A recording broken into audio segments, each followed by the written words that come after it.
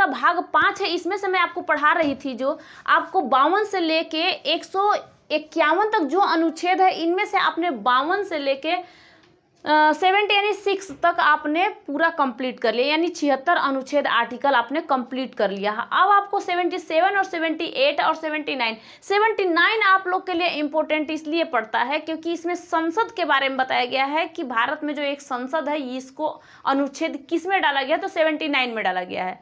और जो लोकसभा होता है और राज्यसभा में, इसमें 80-81 में इन दोनों को डाल दिया गया है, ये भी आपको बताऊंगी। लेकिन फिलहाल में आप लोगों को पता चलना चाहिए कि जो संसद भवन है, संसद भवन के बारे में भी पता चला है कि उसके अंग कितने होते हैं, उसके सदन कितने होते हैं। लेकिन पहले ये चीज़ समझो, क्या अनुच्छेद 77 में कहता है, जो आर्टिकल 77 में कहता है कि भारत सरकार के कार्यों का संचालन, उसका संचालन किस तरीके से हो सकता है, इसको कौन करेगा। तो यहीं पे बताया गया है कि राष्ट्रपति भारत सरकार के जो व्यवसाय होता है उस व्यवसाय को अधिक सुविधाजनक बनाएगा। कौन? राष्ट्रपति जो हैं, जो भारत सरकार के व्यवसाय को अधिक सुविधाजनक बनाएंगे। अब इसको कैसे करेंगे?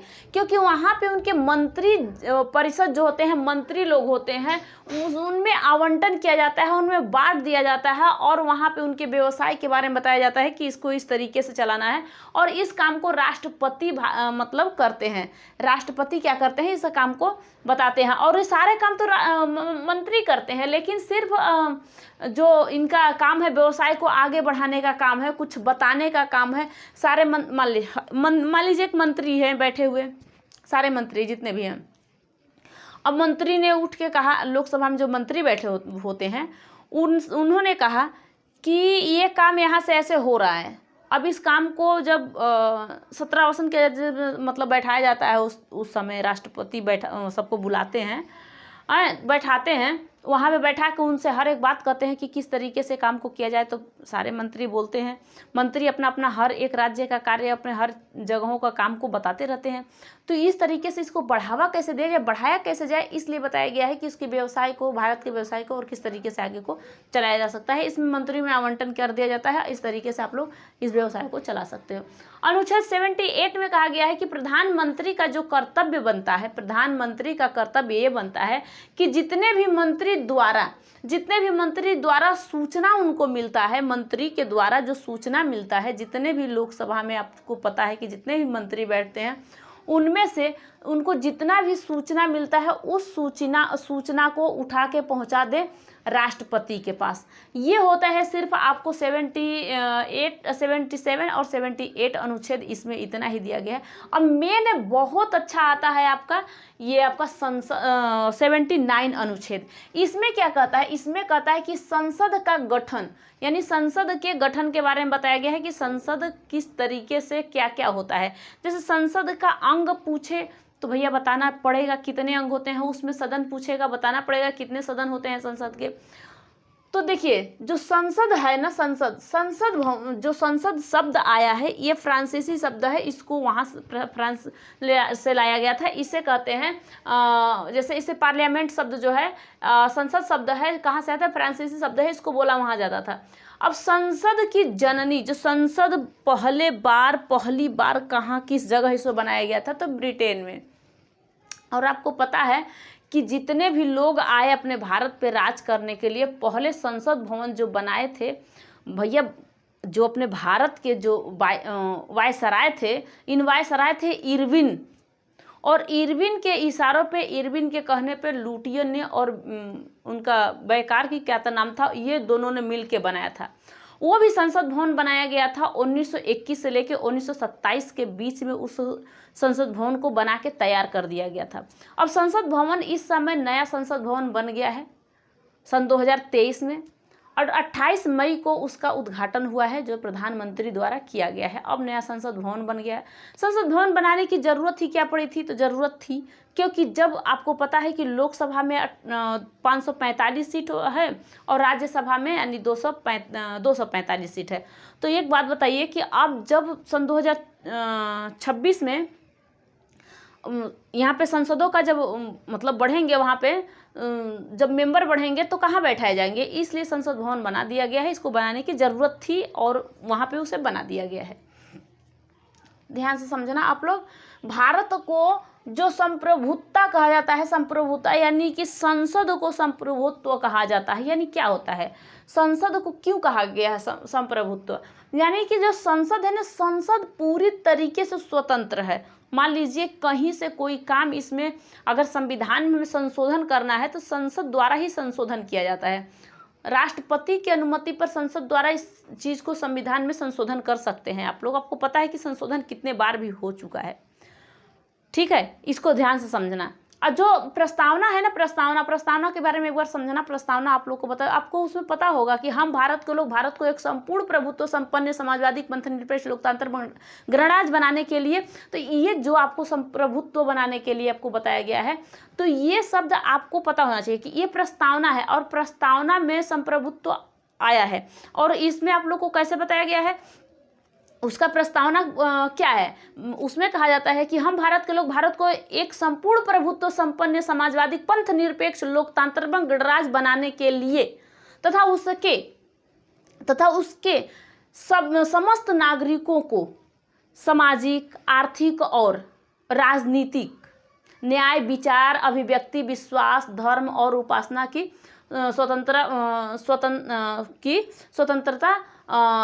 प्रतिष्ठा बढ़ाने और अवसर की समता प्राप्त करने के लिए ये सब उसमें दे दिया गया है। और आगे आपको बताऊंगी, जिस दिन मैं पढ़ाऊंगी आपको प्रस्तावना तो आज पढ़ा नहीं रही हो, तो इसमें संप्रभुता है, यानी आज़ाद हो आप किसी तरीके से, आप कुछ भी करने के लिए, यानी कि संविधान में संशोधन करने के लिए हर एक चीज़ को आप आज़ाद हो। अब आपको पता है कि प्रस्तावना में सिर्फ एक ही बार संशोधन हुआ था, 42वां संशोधन हुआ था 1976 में। तो वहाँ पर वो संशोधन हुआ था क्योंकि उस समय का अलग मैटर था, उसमें एक ही बार संशोधन हुआ है, क्योंकि उसको आत्मा कहा जाता है। जो संविधान है ना, संविधान को जो ये प्रस्तावना ही से आत्मा कहा जाता है। तो हम लोग वहाँ तक कभी नहीं पहुँचते हैं, हमें पहुँचना कहाँ है कि अभी संसद भवन के बारे में पढ़ें कि अब संसद भवन में जो अंग होते हैं, संसद भवन मतलब 79 क्या है, संसद भवन के बारे में 79 अनुच्छेद में दिया गया है। इसमें बताया गया है कि जो संसद भवन के अंग पूछेगा आपसे तो कहना 3 अंग होते हैं संसद भवन के। संसद भवन के अंग कौन कौन से होते हैं तो देखना, ये आपका संसद भवन बना दी मैं, और संसद भवन जो है ये संसद है। अब संसद के अंग पूछेगा तो एक तो होता है लोकसभा और एक होता है राज्यसभा, इनमें और एक होते हैं राष्ट्रपति, ये भी एक अंग होते हैं। इसलिए देखो जब नया संसद भवन बना था ना, तो उस समय जब इसका उद्घाटन हो रहा था, तो जो प्रधानमंत्री थे, जो पीएम थे, ये काम को करने स्टार्ट कर दिए थे कि हम करेंगे। तो इसमें बहुत ज़्यादा विद्रोह हुआ था कि भैया जब राष्ट्रपति अंग होते हैं संसद भवन का, राष्ट्रपति अंग होते हैं, लोकसभा होता है, राज्यसभा होता है, तो इसमें पीएम का ज़रूरत क्या है, ये क्यों इसको मतलब उद्घाटन में इनका हाथ होगा, ये क्यों करेंगे, इस बारे में बहुत सारा विचार किया गया। और इसके बाद यहाँ से ये पीएम ही किए। कभी 28 मई को जो साबरमती कुछ था, उनका जन्मदिन था, तो उस दिन ऐसे इस चीज़ को हुआ था, ठीक है। तो अंतर्राष्ट्रीय अब बताता है कि अंतर्राष्ट्रीय संधि लागू करने के लिए, अंतर्राष्ट्रीय संधि यानी इसका मतलब क्या होता है, अंतर्राष्ट्रीय संधि किसी भी काम को बाहर से लेके आना। अगर पीएम लेके आ गए बाहर से, विदेश से कोई भी काम, और कह दिया गया कि मान लीजिए कि कहीं हमारे राज्य में, किसी भी राज्य में कुछ भी बनाया जा सकता है, तो उसमें क्या उस राज्य की परमिशन चाहिए, अनुमति चाहिए कि आप मुझे अनुमति, राष्ट्रपति अनुमति मांगेंगे कि आप मुझे अनुमति दीजिए, संसद अनुमति मांगेंगे, हमें अनुमति नहीं मांगा जाएगा। चाहे वो 28 राज्य अपने भारत में है, किसी भी राज्य, किसी भी शहर में आके उस काम को कर दिया जा सकता है। यानी कि अंतर्राष्ट्रीय संधि को लागू करने के लिए संसद क्या कर सकता है, राज्य से अनुमति नहीं ले सकता है, ठीक है। तो संसद के कितने अंग हैं तो आप बता देना, 3 अंग है। कौन सा, एक लोकसभा, एक राज्यसभा, एक राष्ट्रपति। इसके सदन कितने होते हैं तो 2 सदन होते हैं, एक होता है लोकसभा और एक होता है राज्यसभा। ये सदन होते हैं, इसे सदन पूछेगा। सदन मतलब 2 हाउस होते हैं, 2 घर होते हैं। एक बिल्डिंग मान लीजिए, इसमें 2 हाउस हो गए, एक लोकसभा हो गया, एक राज्यसभा हो गया। इसको सदन भी कह सकते हैं कि एक सदन है, प्रथम सदन है, द्वितीय सदन हो गया। प्रथम सदन कौन है, लोकसभा, द्वितीय सदन कौन है, राज्यसभा। तो इस तरीके से इसे आप लोग कह सकते हो। अब इस जो लोकसभा और राज्यसभा के बारे में आपको बता रही हूँ, अब इसको इसको ब्रिटेन में क्या कहा जाता है? आपको पता है कि ब्रिटेन में संसद को जननी कहा जाता है, और संसद शब्द आया है आपका फ्रांस से। तो ये चीज़ आपको समझाना जरूरी है। अब देखिए, ये जो ब्रिटेन है, जो यूके है, यूके में इसको लोकसभा को कहा जाता है हाउस ऑफ कॉमन। क्या कहा जाता है? ये कहा जाता है आम सदन है। ये क्या है? आम सदन है। अब कुछ सदन आपको बताइए, 2 सदन, एक लोकसभा एक राज्यसभा। और जो यूएसए है, इसमें कहा जाता है इस लोकसभा को रिप्रेजेंटेटिव इसे कहा जाता है। ठीक है, तो ध्यान में रहे कि रिप्रेजेंटेटिव कहाँ कहा जाता है? तो यूएसए में, यूएस में कहा जाता है, मतलब अमेरिका में। समझ में आ रहा है कुछ? और यहाँ पे यूनाइटेड किंगडम यूके में कहा जाता है लोकसभा को हाउस ऑफ कॉमन। इसके बाद राज्यसभा को यूके में कहा जाता है, राज्यसभा को हाउस ऑफ लॉर्ड्स। इसका मतलब क्या होता है कि हाउस ऑफ लॉर्ड्स वहाँ कहा जाता है, और यूएस में कहा जाता है सीनेट, इसे कहते हैं। ठीक है, तो ये चीज़ आप लोग को समझ में आना चाहिए कि ये कहाँ पे क्या कहा जाता है। तो आपसे अगर एक बार सवाल मैं करूं कि लोकसभा के कितने मतलब संसद के कितने सदन, क्या बताओगे? 3 सदन। कौन सा? लोकसभा, राज्यसभा और राष्ट्रपति।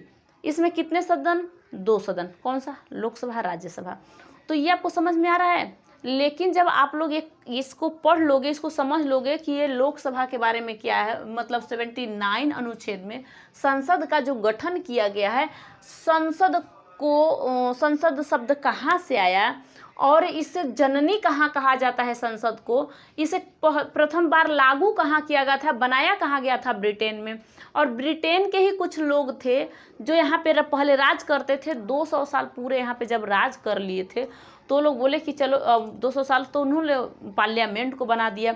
और 1921 से लेकर 1927 के बीच में उन्होंने पार्लियामेंट को बना दिया था, जिस पार्लियामेंट में अभी तक सब लोग हैं।